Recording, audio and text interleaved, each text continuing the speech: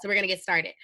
Here is what we're talking about today, exam writing. So as you all have questions, please feel free to type your questions in the chat room so that I can see them. I'll be able to see those questions in the chat room and I'll answer them as we go along. But 3 tips for exam writing, and then I'm going to share with you all a sample exam answer that I thought was really good. But first, I want to show you all this. When you click on, let's see here. I'm going to show you all where I found some practice exams. If you all are looking for practice exams, you may find this really helpful to you. So I found some practice exams online, and there was one school that had both practice exams and answers, which I thought was really good. And I'm trying to see how I can share that with you all. And literally, it just came from a Google search. So I'm going to share my screen.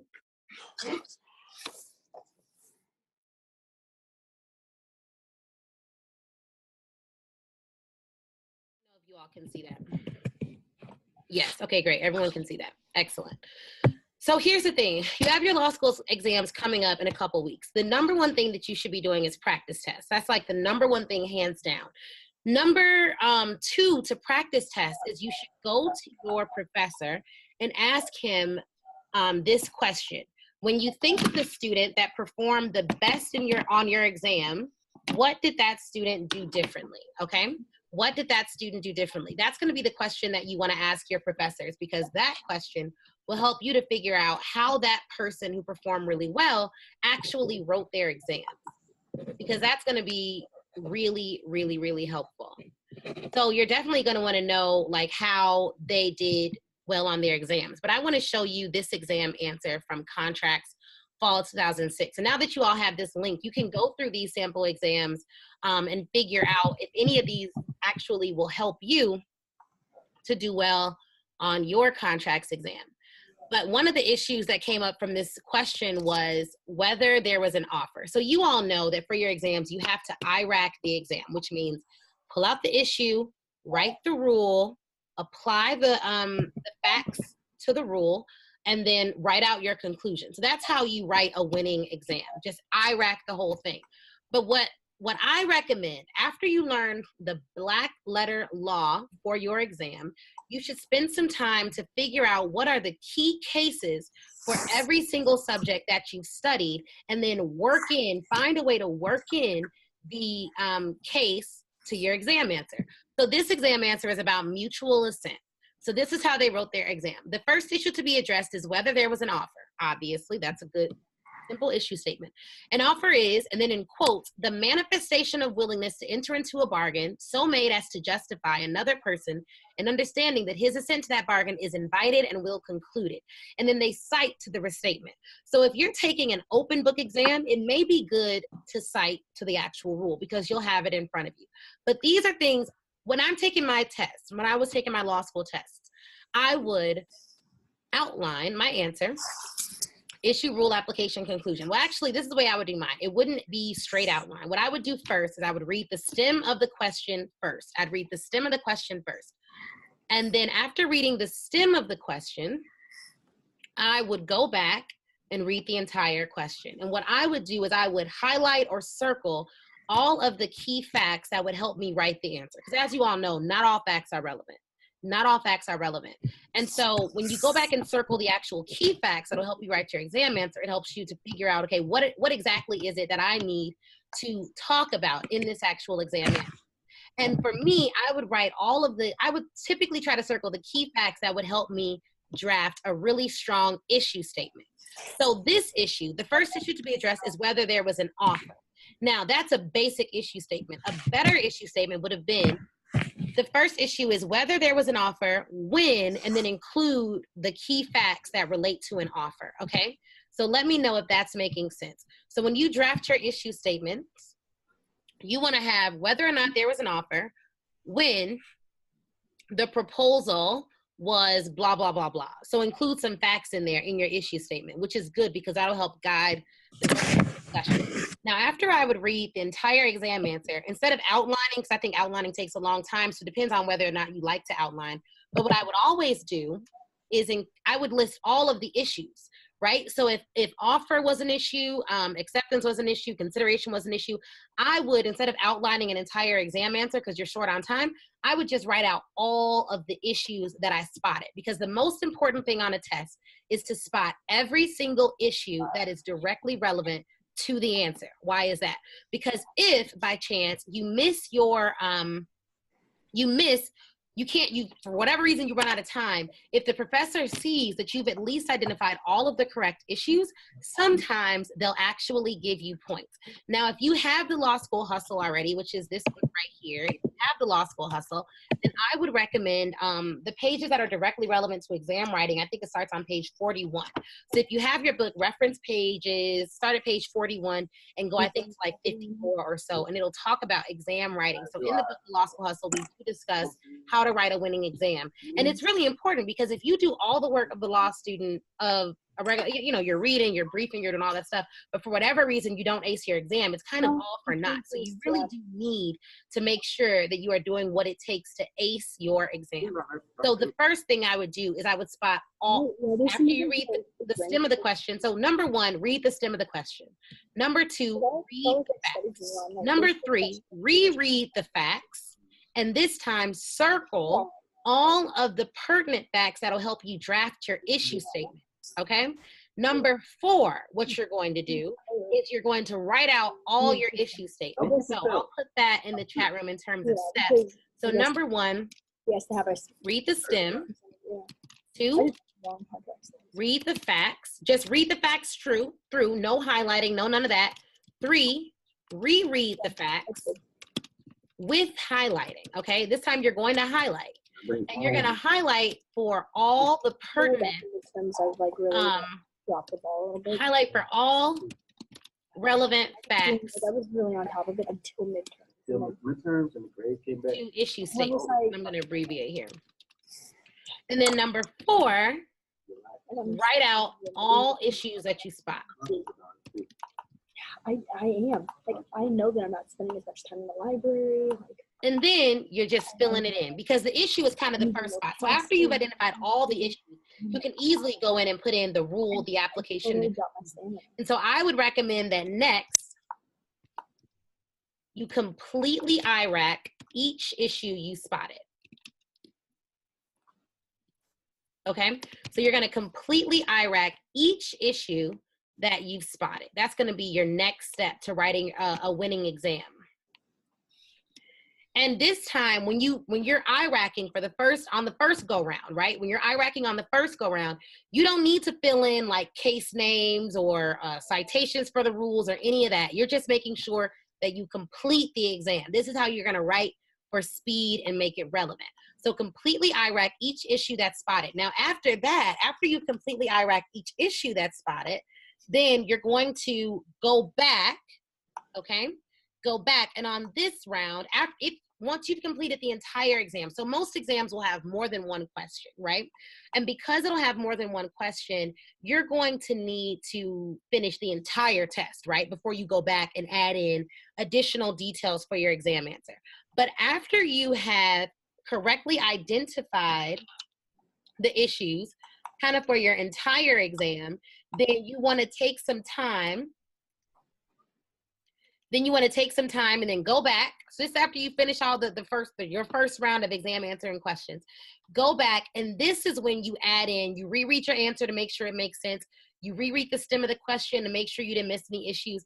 And if you have time, you add in citations when they're relevant, if you're citing to the UCC or if you're citing the case law, and then you try to add in some analogies. And now this is when you get into the A+A territory.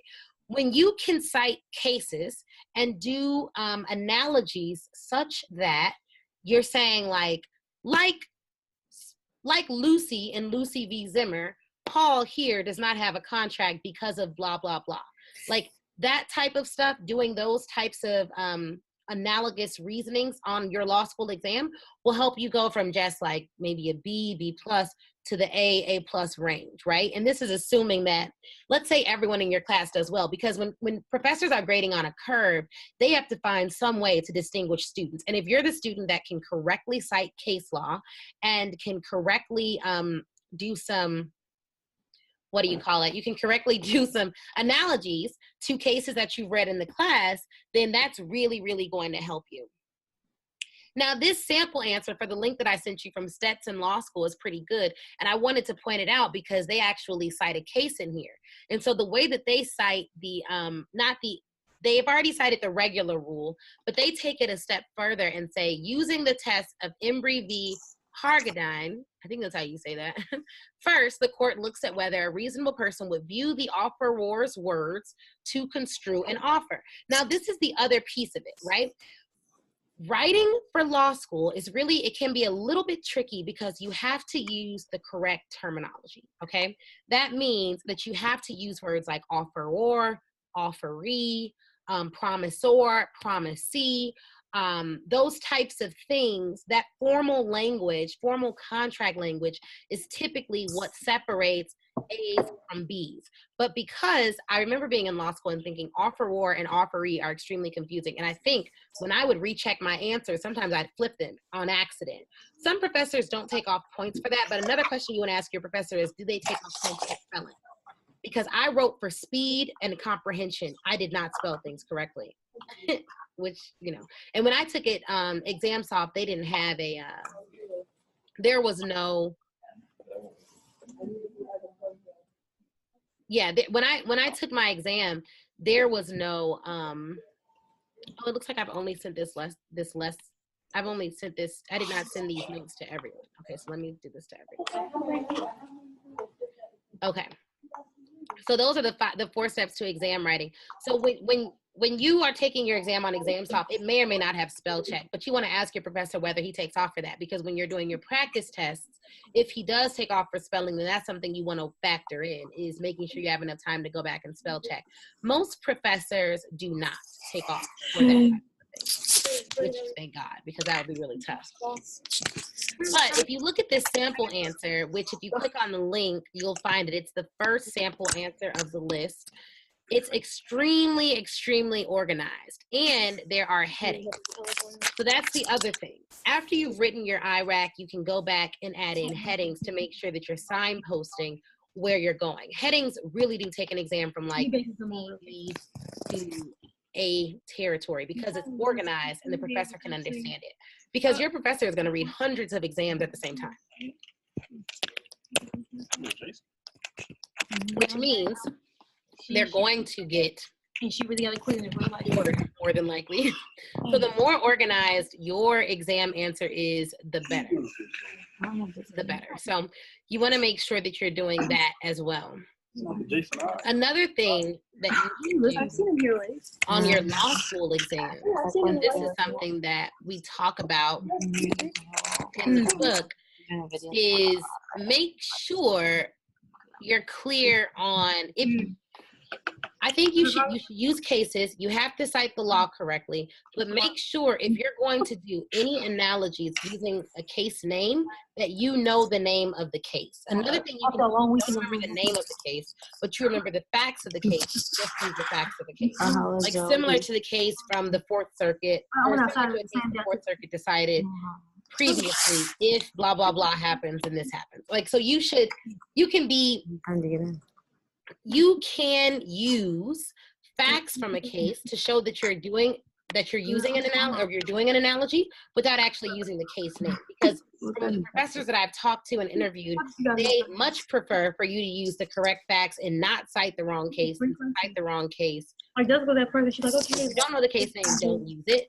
You can just simply analogize using the facts that you're familiar with. Do you all have any questions thus far? She was like, oh, so glad you just cute, because now we're gonna go. And I'm like, yeah. And then you wasn't gonna let you go one place. Wow, that was mom. Good. All right. So the other thing you all want to make sure that you're doing on your exam is really Yeah. Making sure you have everything. When you take your law school exam, it's crucial that you prep appropriately. So let's back up. We talked about writing the actual exam, the process for doing that. But beforehand, you're going to be prepping for your exam, right? So number one thing you need to know is the black letter law. You have to know the black letter law, and you have to know how it applies. So one of the things that I recommend in the law school hustle is doing, learning the law in a variety of different ways. So I would learn the law through flashcards. I'd also learn the law by just writing out the black letter law over and over and over again. And then additionally, I would learn the law by doing Cali.org. So Cali breaks down the exams that they do based on categories, similar to those categories that are listed on your syllabus, on all of your different syllabi. So you want to make sure that you are looking at those subcategories and doing exactly, like testing every single category on your syllabus, because you don't know what your professor will put on the exam. Unless they told you things will not be on the exam, you should assume that it'll show up on the exam. The other thing you want to consider is policy arguments. Have you all, you want to, when you're writing your practice exams, sure to include policy arguments. So this is another thing. Paula Rodriguez, can you mute your mic? Oh, sorry. It's like we're getting some feedback. So can you mute your mic for us? Yeah. I saw you. Yeah, so so yeah, Paula, looks like we're getting some feedback there. Everyone's mic should be muted, by the way, right now, just to make it easier.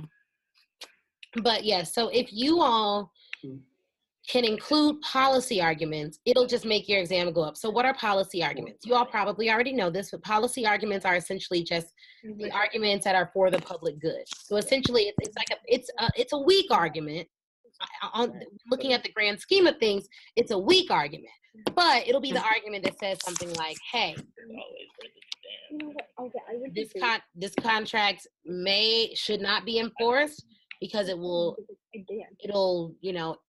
irreversibly harm the public for these 3 reasons. It's kind of like your throwaway argument, but it's an argument nonetheless. There are some, as you've read your cases and your rules, you know that there are some rules that will include, like there are some courts that consider the policy argument in their conclusion, when making their conclusion.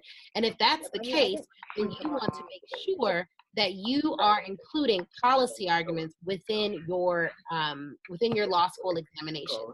So be sure to include the policy argument. People forget about the policy argument, but be sure to include it. Because it's not the strongest argument, that should be what you do last.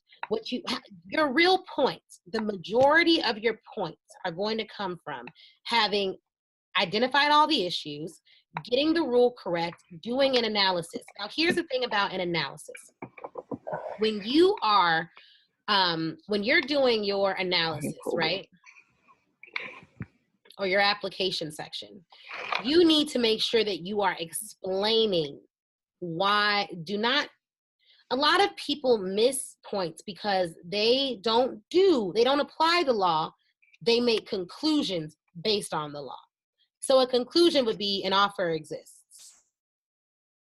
A good application would be, here, there's likely an offer because on February 5th, 2015, Paula communicated to Paul that she would sell, and then so when you have your facts section, you can actually take quotes from the facts section and in quotes, use those facts in your application section. So you want to include in your application, you want to mix up the facts with the law, right? So you want to say, hey, there's an offer here because Paula manifested her intent to contract by saying to Bill on April 1st that she would sell him her car for $500. That action constitutes an offer. That would be applying the facts of law. You have the facts, you have the rule, and you have why those 2 things merging together would result in an offer. So you really want to explain it. One way I would do this on my law school exam, for my property professor, when I was at John Marshall, I had Professor Cordish, and I would say because all the time, because she, because she actually did not think I was applying the law unless I literally said because in the exam answer. So she actually liked for me to say, there is an offer here because when Paula did this, it resulted in an offer. When Paul did this, it resulted in him accepting the offer. But the offer terminated when blah, blah, blah. So she encouraged us to say the words because it forced us to combine. When you think of your application section, it needs to be a clashing of the facts and the law.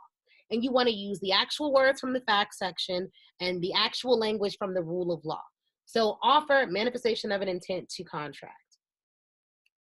Like that. You want to make sure that you're using the actual terminology that you learn from an offer. Okay, so that's how you're going to do your application section and make sure that you're actually applying the law to the facts to get a really strong application section, because that is crucial. And then you want to put your conclusion, but the conclusion is going to be like 1 point, right? Like the conclusion is even if you get the wrong conclusion, I'll put it like this, even if you get the wrong conclusion, there are professors that will give you a good amount of points solely for including a good application section. So you want to be really, really, really confident in your application section. That's the section that you want to go in on. And if you identify the right issue, but you get the wrong conclusion, but you apply the law in such a way that they think that you understand a little bit of how it works, that's going to be really, really, really helpful. So that's how you don't leave any points on the table, okay? You definitely don't want to leave any points on the table.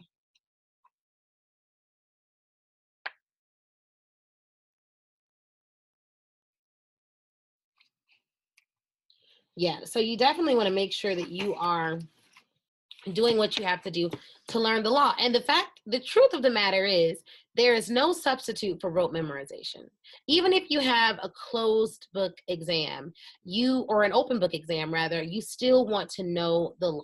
Now, how can you test that you've learned everything you need to learn to take the exam? How do you know that you're ready? Here's how I did it, okay? I took the syllabus, put it in a Word document, and underneath each line on my syllabus, I wrote the corresponding rule. That when I could do that for all of my classes, I knew I was ready for exam day. No notes, no nothing. I took the syllabus, I went through it. If it was a contracts class, offer, acceptance, consideration, certainty, I would write the rule under each of those little lines in my little word sheet, and then I'd take that with me, and that would be my condensed outline.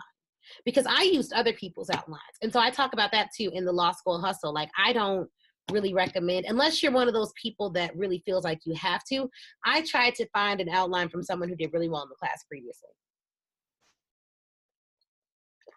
And then I would adjust my outline based on what the professor said. But when you can take your syllabus, put it in a Word document, and underneath each line of your syllabus, write in what it is exactly you write the rule in for whatever that corresponding section is, then you're very close to being ready for your exam. Now, after you know the rules, right, this is how you study. You learn the rules, number one. The number one thing you need to do, this is your studying system, okay? One, you have to learn the rules. Just know them, especially all the big rules. Two, you need to learn how the rules work. Well, really, you should learn how the rules work almost first, because if you're studying progressively, then you're seeing how the rules work, you just don't have it memorized. But the more you learn how the rules work, you'll be able to apply the rules. So while you're learning the rules, because I recommend the 30-30-30 study method. So 30 minutes, just learn the rules. I would drill 5 or 10 rules at a time. Then for the next 30 minutes, I would test out how those rules work, either by using Law in a Flash, the flashcards, or by using Cali.org, or by using Quimby to do practice tests, or Themis and Barbary had some free 1L supplements that included some practice tests. But you want to learn how the rules work. And then lastly, you want to be able to regurgitate the rules. So write out the rules. And then you're going to, all along, you're going to be testing your knowledge of the rules.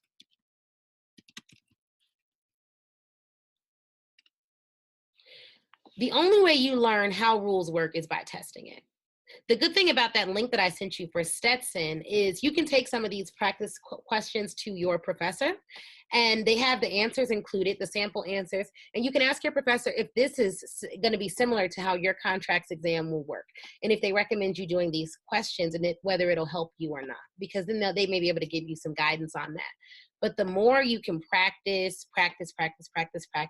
make sure you're stating the issue statements correctly, then the better off you'll be for your actual exam.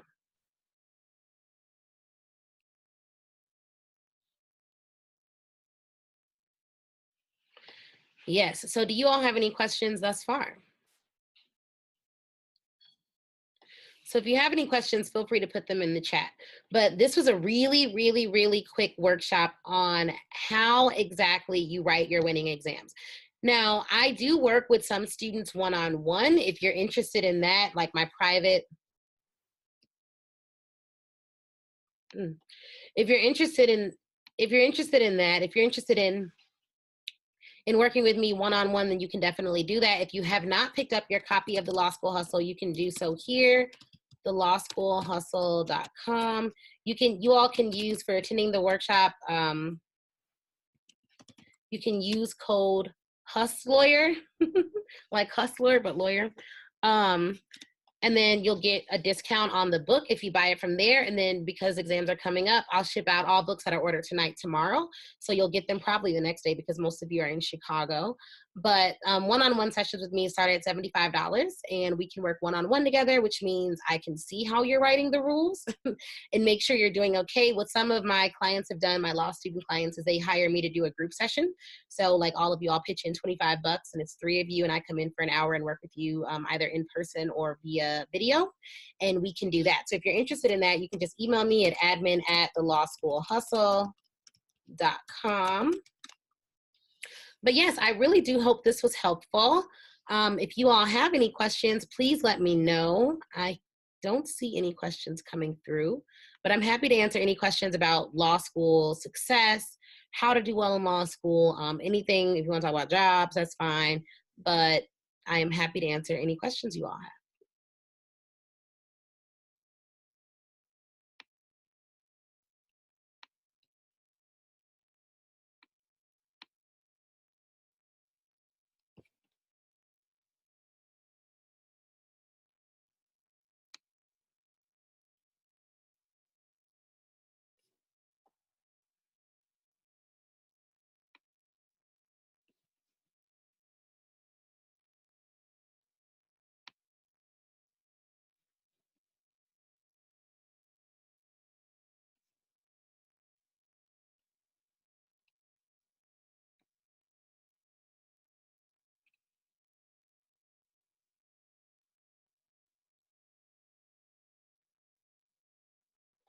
Okay, so we have a question from Paula. In order to study for property, our exam is multiple choice. Do you suggest doing a bunch of multiple choice questions? Absolutely, because property, yes, is the answer to that question. So property is one of those classes, guys, where if you're doing easements and things of that nature, or you're trying to figure out who the property belongs to when Paul passes away, you know, all of those questions for property require a lot of practice tests. And I don't know which school you're at, but most law schools, so if you want to save money on supplements, most law schools do, okay, JMLS, okay, awesome. So yeah, so when I went to Cordish, she actually gave me a book, and I do not remember the name of it, but ask her. She has a book that allows you to, that she recommends for doing practice tests for property questions, and it was extremely helpful. And it was a little red book, so either your professor may be able to give you a book, or you can go to the library and get a book. But please, yes, for property, I highly recommend doing multiple choice. For torts, multiple choice, I recommend the Glannon Guide. They have a lot of really good a lot of really good multiple choice questions. But for property, you have to do sample questions.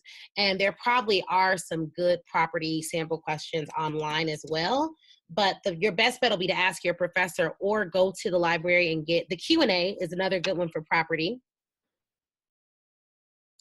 Yeah, so Glenn and Guy, yeah, so you, we got a comment that says they already have my book. Are these mentioned in my book?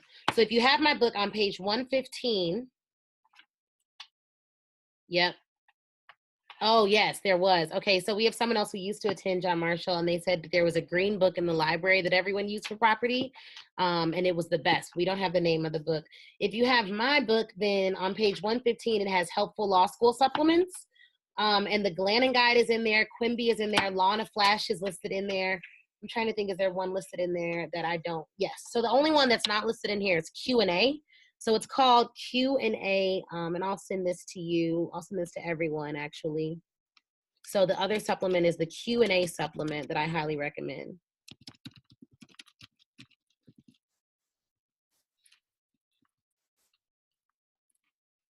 Yeah, so Q&A is a good Q&A. It's a good supplement for property, but your professor may have one that they really like and enjoy. So I would definitely check with them. But the library also has some good ones in terms of if you want to just save some money, because you won't need, like for 1L supplements, like the Law School Hustle, my book goes through what to do 1L year, 2L year, 3L year, and taking the bar. So you should use it as a reference for all 3 years of law school. But most of the supplements, like you don't really need your property supplement after first year. So if you can get it from the library, that's really helpful. Really, really helpful, and it'll save you some money. So I definitely recommend that. But Q&A is really good. Are there any other questions, you guys? Was this helpful at all? Did you learn something, hopefully? Hopefully you did. Okay, yes, thank you. Awesome. Oh, great. We have the name of the property book for you, Paula. One of the participants is going to send it, and I'll share it. Okay, when I get the name of that property book, I'm going to share it with everyone. Okay, here it is.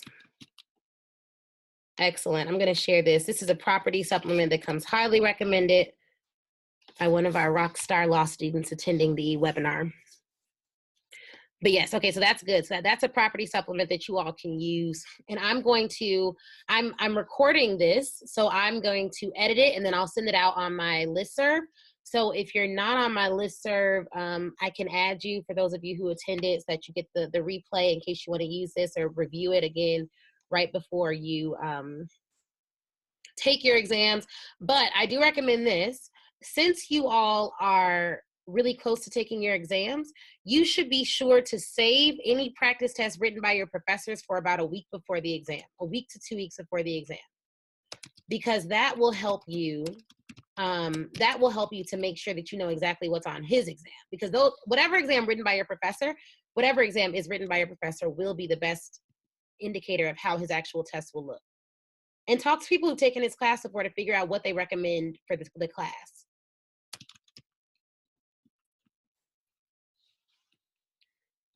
Let's see. Okay, I'm not seeing any additional questions.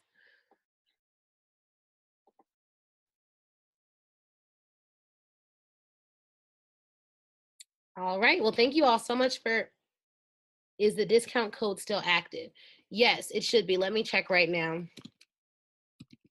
Yeah, the discount code should still be active. I'll hang out for another 5 or so minutes. I'm going to check this for you now, Leighton. Yeah, because if you all order tonight, then I'll just ship it out tomorrow morning so that you get it ASAP. So you go to the lawschoolhustle.com, order your copy.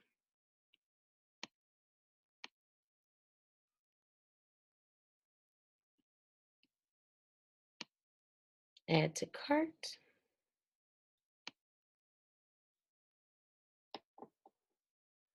It only takes about 2 minutes. So when you get to the website, you'll just put a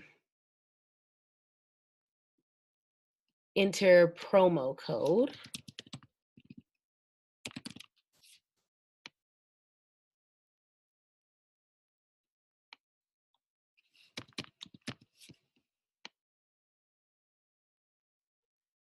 Okay, so that discount code is no longer active. So let me give you all, this is the discount code you can use. HBCU. Oops, sorry. HBCU. HBCU.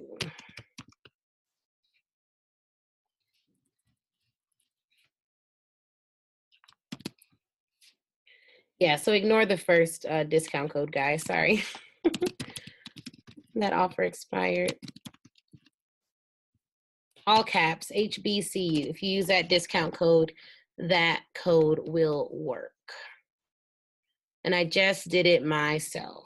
And we have another question for torts. Is it true that most essay questions based on negligence, that most essay questions are based on negligence and intentional torts? My professor mentioned that one essay will be about negligence. So should I practice negligence essays?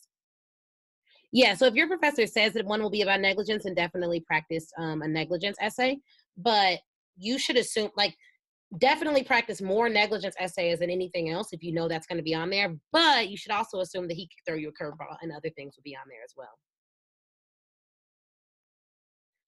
So practice for whatever he talked about for the longest time in class. So sometimes you can see that, and that'll help. But if you can't see that, then that'll, then that's something that you all should take advantage of. Like you can kind of tell what he will talk about the most, but sometimes you may not be able to tell. But if you look at the syllabus, whatever he spent like 3 weeks on versus just 1 week or 2 weeks, those are the things that will more than likely be on the exam more. So when you go to the lawschoolhustle.com, just click on order the Law School Hustle, and then it should bring you down here, and then you'll just click on the book, and then it'll take you to, I don't know why this is so large. All right, it'll take you here, and then you just add it to cart. Ignore that. I have like 50 books in my cart. And then you'll see over here underneath the picture of the book, you'll just enter promo code, and then you should type in HBCU. Apply, and it should give you $5 off, and then you'll just check out. So that's how that works. So let me know if you have any problems, Leighton, with the discount code. A lot of you already have the book. So for those of you who already have it, reference pages 41 to 52, and then 115. Oh, awesome. Awesome, Leighton. All right, well, I'll ship that out tomorrow and you'll get it ASAP.